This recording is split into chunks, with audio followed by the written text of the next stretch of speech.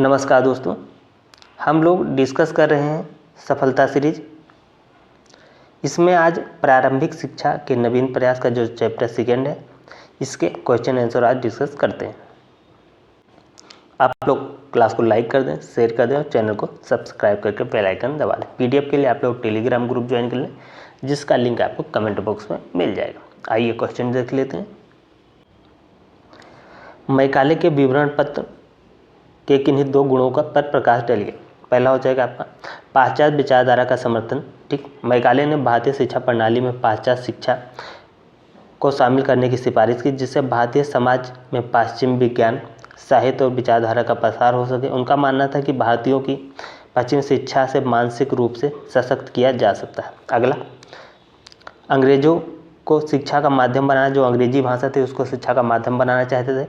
Macaulay ने अंग्रेजी को शिक्षा का मुख्य माध्यम बनाने का समर्थन किया, जिससे भारतीयों के लिए दुनिया भर में शिक्षा के अवसर उपलब्ध हो सके। उन्होंने इसे एक सार्वभौमिक भाषा के रूप में प्रस्तुत किया, जो भारत और पश्चिमी दुनिया के बीच एक सेतु का काम कर सकती है। अगला, मैकाले के विवरण पत्र का कोई एक दीर्घकालिक प्रभाव बताइए।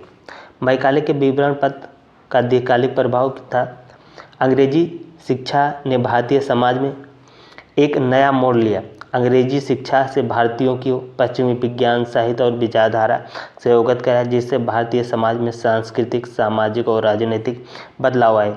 इसके कारण अंग्रेजी को भारतीय समाज में महत्वपूर्ण स्थान मिला, जो आज भी शिक्षा का एक प्रमुख माध्यम है। तो ये उसका दीर्घकालिक प्रभाव था। वुड के घोषणा पत्र के दो कारण बताइए। पहला,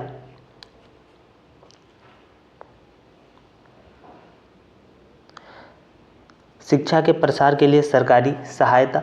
वुड के घोषणा पत्र का एक प्रमुख कारण भारतीय शिक्षा को सरकारी सहायता देना था। उन्होंने शिक्षा के क्षेत्र में सुधार करने और इसे प्रत्येक वर्ग तक पहुंचाने का उद्देश्य रखा। अगला, भारतीय भाषाओं का संरक्षण। वुड के घोषणा पत्र में भारतीय भाषाओं संस्कृति के माध्यम को बढ़ावा देना सुझाव दिया गया, ताकि भारतीय संस्कृति और साहित्य की रक्षा की जा सके। उन्होंने यह मानना था कि भारतीय भाषाओं को प्राथमिक शिक्षा का माध्यम बनाना चाहिए।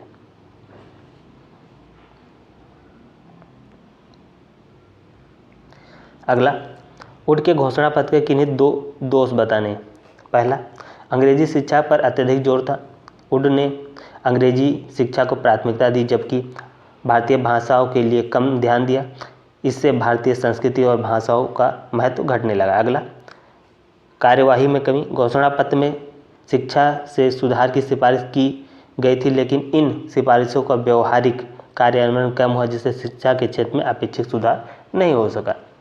हवाई बातें थी केवल। ब्रिटिश पार्लियामेंट में लॉर्ड रिपन को भारत का गवर्नर जनरल कब नियुक्त किया। ब्रिटिश पार्लियामेंट ने लॉर्ड रिपन को भारत का गवर्नर जनरल 1872 में नियुक्त किया। उनके कार्यकाल में शिक्षा के क्षेत्र में कई सुधार हुए, जैसे शिक्षा के क्षेत्र में भारतीयों को अधिक अवसर देना। पूना संस्कृत कॉलेज की स्थापना कब की गई।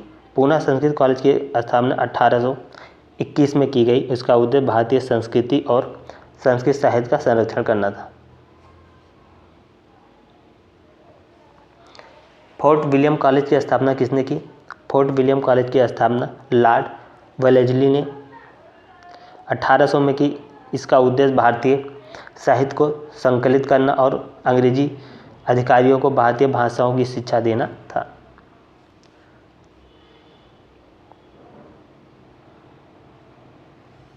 पाश्चात्य साहित्य में के विषय में मैकाले के सुझाव को व्यक्त कीजिए।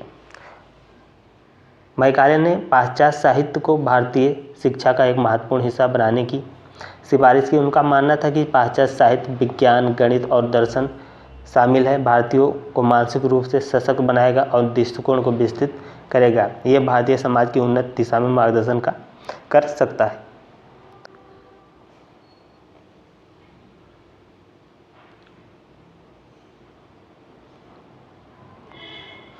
निस्पंदन या छनन सिद्धांत से आप क्या समझते हैं।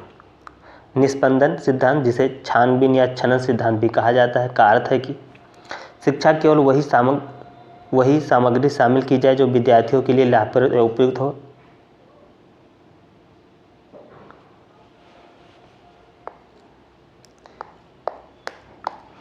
जो छनन सिद्धांत था, निस्पंदन या छनन सिद्धांत था, ये आपका मैकाले ने दिया था। और मैकाले का जो मानना था कि जो शिक्षा होता है, ये अंग्रेज जो उस समय की मैनेजमेंट थी, उनका मानना था कि जो अंग्रेज गवर्नमेंट थी, उनका मानना था कि सभी लोगों को शिक्षा उस समय देने की हालत में नहीं थे। तो मैकाले ने एक सुझाव दिया कि जो शिक्षा है, एजुकेशन है, ये केवल उच्च वर्ग के लोगों तक, अंग्रेज सरकार उच्च वर्गीय लोगों को शिक्षा दे और ये छन छन के अन्य लोगों तक या निम्न वर्गीय लोगों तक पहुंच जाएगी। तो ये मैकाले निस्पंदन सिद्धांत हो गया। ये स्टेटमेंट थोड़ा गलत टाइप हो गया।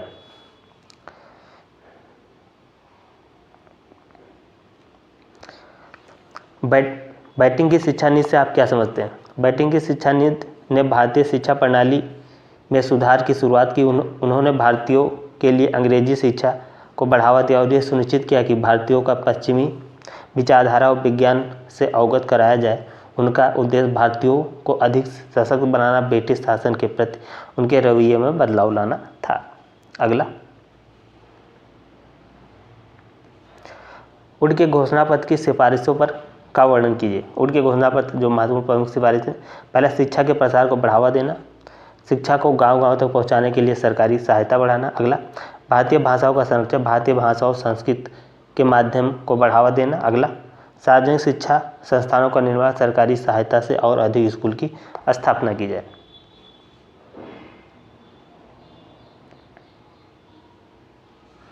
हंटर आयोग से आप क्या समझते हैं? हंटर आयोग का गठन 1882 में हुआ। शिक्षा की स्थिति का मूल्यांकन करने के लिए किया गया था। इस आयोग ने प्राथमिक शिक्षा को बढ़ावा देने, सरकारी, शहरी और ग्रामीण क्षेत्रों में शिक्षा के प्रसार को सुनिश्चित करने की सिफारिश की। साथ ही इस आयोग ने शिक्षा के लिए शिक्षक प्रशिक्षण और शिक्षा के कार्यों को सुधार की आवश्यकता बताई। अगला, कर्जन के माध्यमिक शिक्षा संबंधी सुझाव। लॉर्ड कर्जन ने माध्यमिक शिक्षा में सुधार करने के लिए कई सुझाव दिए। उन्होंने भारतीय शिक्षा छात्रों को पाश्चात्य विचारधारा, विज्ञान, गणित से अवगत कराने का प्रस्ताव दिया। कर्जन अंग्रेजी शिक्षा को बढ़ावा देने के समर्थ था और भारतीय छात्रों के लिए उच्च शिक्षा के अवसर बढ़ाने की आवश्यकता महसूस की।